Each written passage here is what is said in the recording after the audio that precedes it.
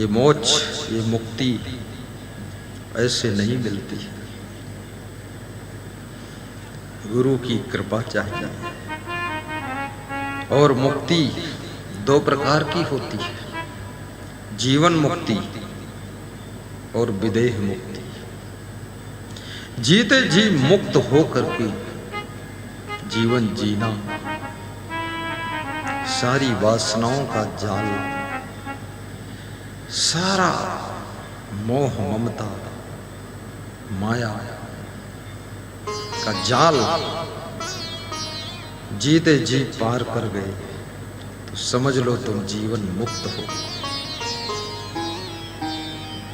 और विदेह मुक्त, जब ये जीवात्मा शरीर को त्याग करता है और पुनः यदि शरीर को धारण ना करे तो उसे विदेह मुक्त कहते हैं। फिर वो पूर्ण मुक्त हो गया।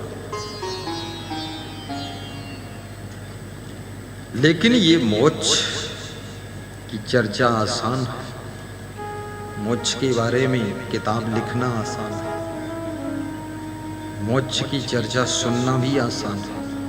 मोक्ष होना असंभव नहीं है, लेकिन बहुत कठिन है।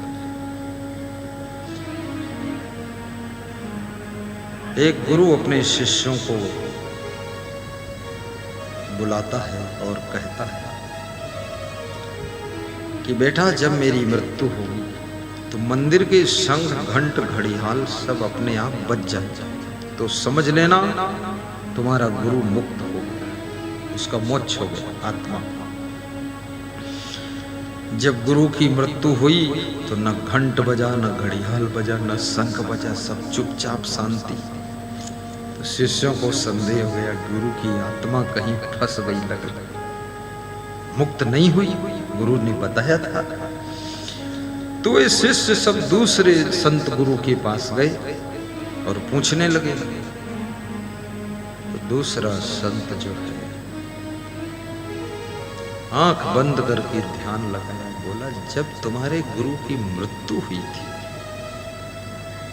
आपके गुरु का कहीं लगाव नहीं था, कहीं आसक्ति ममता नहीं थी, उसकी आत्मा को मुक्त हो जाना चाहिए।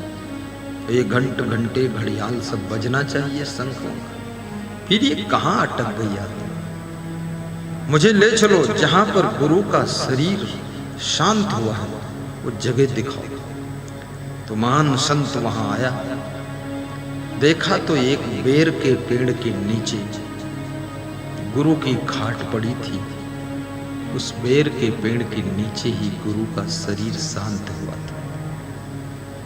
तो उस महात्मा ने देखा गौर से सब तरफ, क्या मामला क्या हुआ। तो देखा बेर के पेड़ में एक बड़ा बेर का फल लगा हुआ, पका हुआ है। बोले, इसको तोड़ो आप। तोड़ा। बोले, इस बेर के फल को फोड़ो। फोड़ा। तो उसमें से एक छोटा सा कीड़ा निकला, और ज्यों ही बेर के फल को फोड़ा, निकला कीड़ा, और कीड़ा तड़फड़ा कर जमीन पर गिरा और उस कीड़े की मृत्यु हो गई। शंख घंट घड़ियाल सब बज गए, हाहाकार हो गया। बोले, अब तेरे गुरु की आत्मा मुक्त हुई। मरते समय तुम्हारे गुरु की आत्मा का इस बेर में,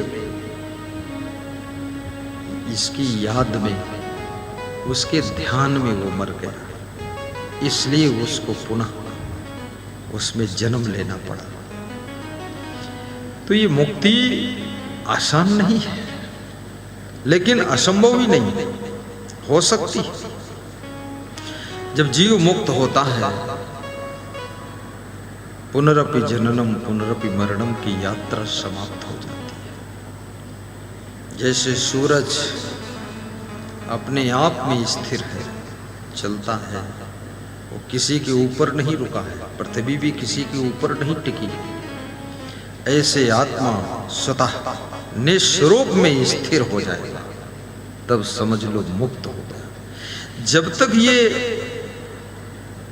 कहीं दूसरी तरफ ध्यान होगा, जाकर वहां जन्म हो जाएगा। कितने महान संतों का भी जन्म हो जाता है। किसी माँ और किसी पिता को यश प्रदान करने के लिए वो महान संत की आत्मा वहां चली जाती है, जन्म लेती है, फिर बचपन से फिर संत बनती है और संत बन करके कुछ कसर रह गई थी फिर कल्याण कार्य में लग जाती है और उस माता पिता को भी धन्य कर देती है। क्योंकि आज वासुदेव देवकी के द्वारा यदि कृष्ण का अवतार ना होता, कौन जानता देवकी और वासुदेव।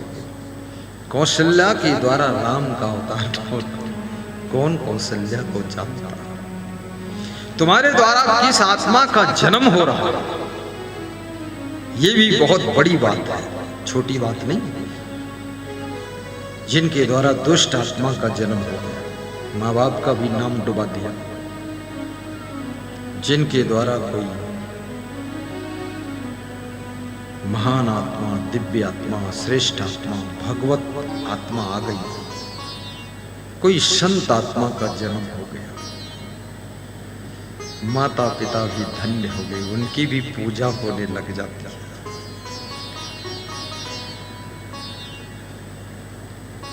इसलिए धरती जब हजारों साल तप करती है तब कोई ऐसे दिव्य लाल का जन्म होता है। हर माता पिता को ये ध्यान लगाना चाहिए और गुरु का प्रवचन सुनना चाहिए, भक्ति करना चाहिए, जो भी सुमिरन करना वो करो, तो उससे तुम्हारे घर में 90% उम्मीद है कोई दिव्य आत्मा आकर जन्म लेगी। जिस समय मां गर्भावस्था में आने की तैयारी कर रही हो उस समय उसको सत्संग में ध्यान देना चाहिए, गुस्सा नहीं करना चाहिए, रोना धोना भी नहीं चाहिए, टेंशन नहीं करना चाहिए, आराम से रहिए, शांति से।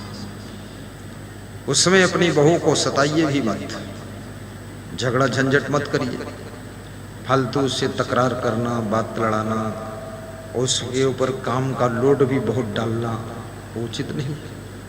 थोड़ा उसको रिलैक्स लेने दो। आपके घर में एक नई आत्मा आने वाली है, बहू को संभालिए। आपके घर का भविष्य आ रहा है, घर का भाग्य आ रहा है।